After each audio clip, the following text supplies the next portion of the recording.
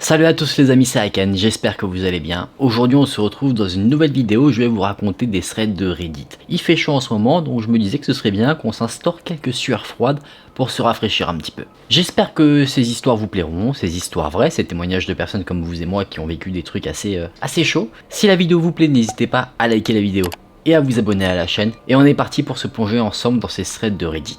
On va voir l'histoire de Patricia. Patricia raconte une histoire qui lui est arrivée alors qu'elle avait 15 ans. Elle se présente à l'époque comme étant une jeune fille mignonne, qui a des bonnes notes à l'école, qui semble bien sous tout rapport, donc bien qu'elle ait eu une enfance difficile, quelqu'un qui était travailleuse, qui voulait aller loin dans la vie. Pendant l'été, elle travaillait dans un parc d'attractions pour se faire un peu d'argent de poche. Elle avait l'habitude de se débrouiller seule, son père était souvent hors de la ville, sa mère était partie, et du coup, elle avait tendance à rester seule chez elle avec sa sœur âgée de 3 ans de plus, donc 18 ans. Un soir, elle a fini de travailler à 23 h, elle a fermé le parc, et après elle rentrait à pied. Elle vivait à 10 minutes du parc, donc c'était quelque chose qu'elle était habituée à faire, où elle se sentait en soi plutôt sereine. Alors qu'elle est rentrée chez elle, sa sœur, elle, n'était pas là. Patricia décide de se préparer pour aller se mettre au lit, elle est fatiguée de sa journée, et alors qu'elle est dans son lit, elle entend un bruit bizarre. Elle ne sait pas le décrire précisément, la seule chose qu'elle sait dire là-dessus, c'est que ça ressemble pas à un bruit de maison habituel. Elle se trouve au 2e étage, dans sa chambre, il y a un escalier pour arriver jusqu'à cet étage, et après avoir entendu ce son-là, elle n'entend plus rien. Du coup, elle se dit que ce n'est rien. Elle commence à se rendormir, et là, elle réentend un bruit. Cette fois-ci, elle sait le décrire. Ce bruit-là qu'elle entend maintenant, c'est un bruit de pas, mais un bruit de pas hésitant, comme si quelqu'un marchait vraiment lentement, comme si quelqu'un cherchait à ne pas faire de bruit. Ce bruit-là vient des escaliers, et du coup, elle se dit que c'est sa sœur qui rentre, et que cette fameuse sœur, voyant que les lumières sont éteintes, essaye de ne pas faire de bruit pour réveiller Patricia. Ça semble logique. Donc, toujours allongée dans son lit, Patricia appelle sa sœur, lui demande si c'est elle, sauf que aucune réponse. Patricia refait une tentative, toujours rien.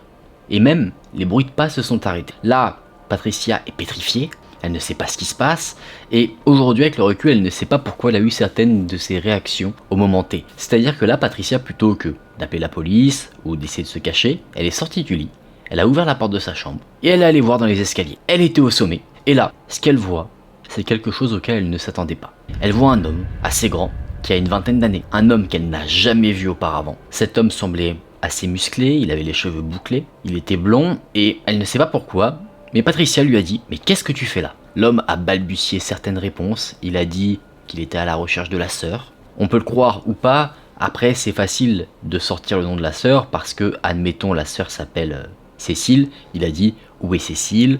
Je cherche Cécile ». Mais vu que Patricia avait prononcé ce nom-là à plusieurs reprises avant, c'est facile de faire genre qu'en fait elle est à la recherche de quelqu'un d'autre. Rapidement, Patricia jette un coup d'œil à l'homme, il semble pas dans son état normal. Il semble avoir consommé des substances, et là ce qu'elle se dit c'est qu'en fait cet homme l'a suivi quand elle rentrait du parc où elle travaillait. Plutôt que de prendre la fuite, Patricia s'est mise en colère. Elle lui a crié dessus, elle lui a dit de sortir, qu'elle allait appeler son père, et étonnamment, à la grande surprise de Patricia, l'homme s'est exécuté. Il est parti en courant en bas des escaliers, Patricia l'a suivi, elle n'a pas vu forcément le trajet qu'il a fait, mais il est sorti de la maison.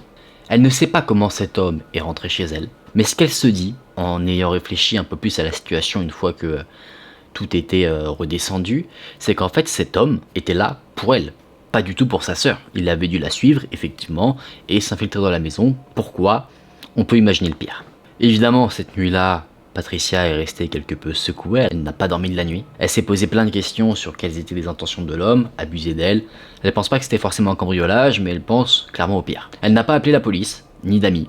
La seule personne à qui elle a parlé de ça, c'est sa sœur. C'est là que cette histoire s'arrête, c'est une histoire assez folle. De toute manière, je pense que rencontrer quelqu'un que tu ne connais pas chez toi de nuit, c'est sûr que je pense que c'est un des trucs les plus effrayants qui puisse arriver. On va voir maintenant l'histoire de Léo. Léo dit qu'il a grandi dans une petite ville rurale où il se passait pas grand chose. Un endroit tellement calme qu'il n'était pas inhabituel de laisser des portes déverrouillées et que les voisins les plus proches sont assez loin. Il avait un chat un peu vieux qu'il a appelé Tag. C'était un chat qui faisait beaucoup de bêtises, mais comme tous les animaux qu'on peut avoir, il l'aimait. Un été, alors que Léo avait entre 9 et 10 ans, le chat a commencé à agir bizarrement. Généralement, il dormait dans la chambre de Léo, recroquevillé sur le lit.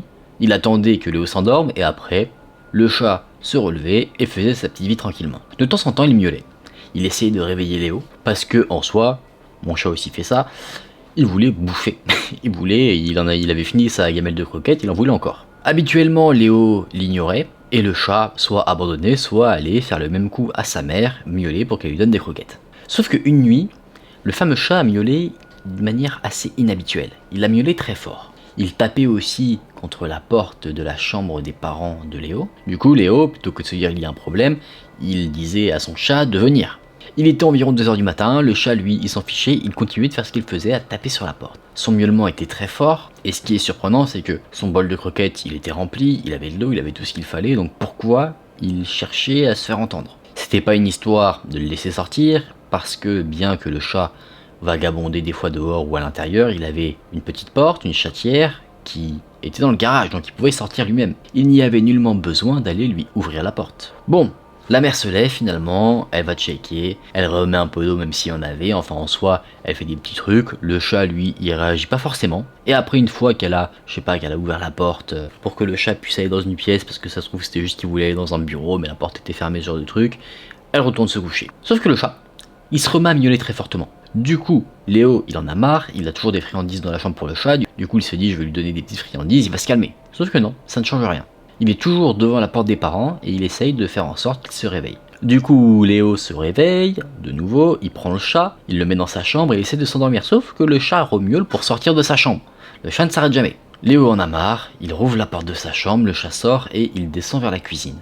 Et quand il est en bas, Léo entend comme une porte qui claque. Ayant des frères et sœurs, il se dit que c'est quelqu'un de sa famille qui est peut-être allé faire un truc dans la cuisine qui était en bas. Le chat retourne dans la chambre de Léo, et cette fois-ci plutôt que de se coucher sur son lit comme il a l'habitude de le faire, il s'assoit devant sa porte, et il regarde. Là, Léo s'endort, les miaulements ont cessé, et il est réveillé le lendemain matin, réveillé parce qu'il y a de l'agitation dans sa maison. Il va voir pourquoi il y a de l'agitation, et il trouve ses parents, au téléphone avec la police. Il se trouve que les parents prenaient tranquillement leur petit café, la mère à un moment donné, voulant se préparer pour aller au travail, est allée vers sa boîte à bijoux, qui se trouvait non pas dans sa chambre mais dans une autre pièce au rez-de-chaussée, pour pouvoir les mettre, s'apprêter, et elle s'est rendue compte que la boîte à bijoux, elle était vide. Donc, le shérif vient sur place, il vient un peu constater la chose, il se rend compte qu'un VTT dans le garage a disparu. Du coup, la conclusion c'est que il y a eu cambriolage. Le shérif pose quelques questions, il dit est-ce que vous savez à quel moment ça aurait pu arriver? Personne ne sait vraiment à quel moment ça aurait pu arriver,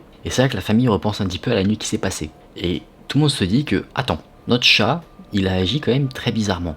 Est-ce que tout le ramdam qu'il faisait, le fait qu'il miaulait, qu'il tapait aux portes, c'est que lui, avec ses sens, avait compris que quelqu'un s'était infiltré dans la maison et il essayait de prévenir, en fait, la famille qu'il y avait quelqu'un. Et le fameux claquement de porte, c'était certainement en fait le voleur qui a voulu se cacher, pensant que le chat qui descendait les escaliers était quelqu'un. Du coup, la conclusion de la police, c'est que quelqu'un avait dû surveiller la famille pour savoir à quel moment ils dormaient, quelles étaient les habitudes de chacun pour pouvoir cambrioler la maison, et qu'il avait dû remarquer qu'il y avait un chat, mais qu'il ne pensait pas que le chat allait être, entre guillemets, si protecteur de son domicile. Ce qui est fou, c'est que, étant dans une zone plutôt calme, le shérif ainsi que la famille pensent que le cambrioleur est quelqu'un qui est déjà venu sur place. Quelqu'un qui connaissait les pièces de la maison, quelqu'un qui savait où dormait telle et telle personne, quelqu'un qui savait qu'il y avait un chat, donc c'est-à-dire potentiellement un ami de la famille qui est venu cambrioler. Et c'est là que tu as envie de dire, méfiez-vous de vos amis et adoptez un chat pour qu'ils vous préviennent si jamais ce genre de choses arrive.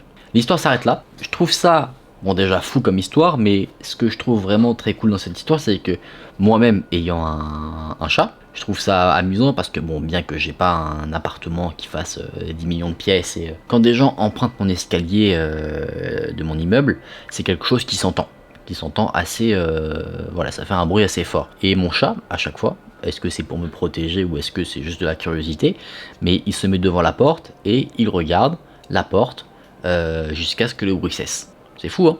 Parfois j'aimerais bien dans leur tête pour savoir à quoi ils pensent quand ils regardent ce genre de choses. Bon les amis, on en a fini pour ces histoires. J'espère qu'elles vous ont plu. Je sais pas si la vidéo sera très longue, mais je trouve que ces deux histoires étaient assez folles. J'avais pas forcément l'envie d'en rajouter une troisième derrière. Encore une fois, faites attention à vous. Là on a des intrusions à domicile, c'est clairement un des trucs les plus flippants qui puissent nous arriver. Je le dis, j'ai dû le dire 15 millions de fois, mais quand on s'introduit chez soi, on perce notre petit cocon. Donc c'est dur de retrouver ce sentiment de sécurité une fois qu'il s'est passé un cambriolage ou une intrusion. Après, dans un cas comme dans l'autre, les personnes qui se sont introduites dans la maison n'ont jamais été arrêtés, et ça c'est inquiétant. Est-ce que ces personnes ont déménagé? A priori non, mais elles ont grandi et du coup elles sont parties faire leur vie de leur côté derrière, donc elles ne sont plus dans le domicile. On peut comprendre que une fois que quelque chose de la sorte t'arrive, t'as envie de vite partir, de vite quitter les lieux pour retrouver ta sérénité et éviter qu'une personne qui s'est introduite chez toi revienne. Parce que admettons quelqu'un vient mais il n'arrive pas à faire ce qu'il veut faire, sur le papier il peut revenir. Si ça vous arrive, bah, n'hésitez pas à prévenir la police, hein, je pense. Ne faites pas comme dans la première histoire. La personne elle-même qui raconte l'histoire ne sait pas trop pourquoi elle n'a pas prévenu la police.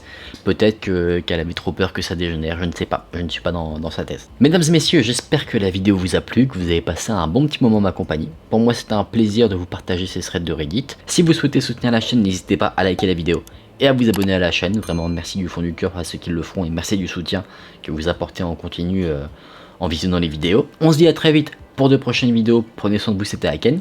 Salut!